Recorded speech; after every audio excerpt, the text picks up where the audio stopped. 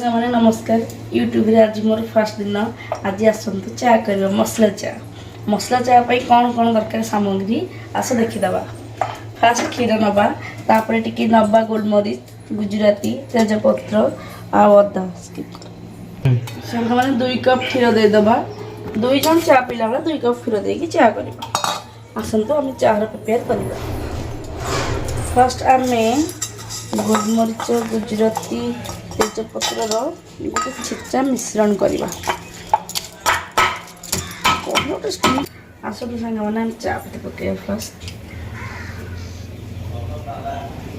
चा पत्ती पकईदे तापर आम जो छेचिकी रखी थे तेजपत्र गुजराती अदा गोलमरीच मिश्रणटा पकईदे तापर स्वाद अनुसार चीनी पकईवा जी आवश्यक मिठा आपण मैंने खाऊँ से आम टे अधिक मिठा आपण मैंने देखिए पकईबे आग टे फुटिया छाड़ीद।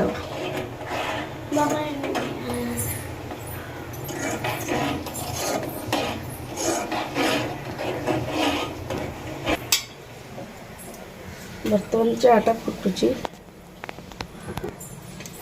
फुटिया टे छाड़ीदे। बर्तमान चाटा को 2 मिनट फुटिया पूरा कंटिन्यू छाड़ीदे।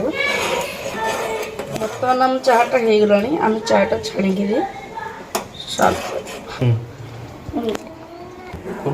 आसतु तो ये चा छाणीदे।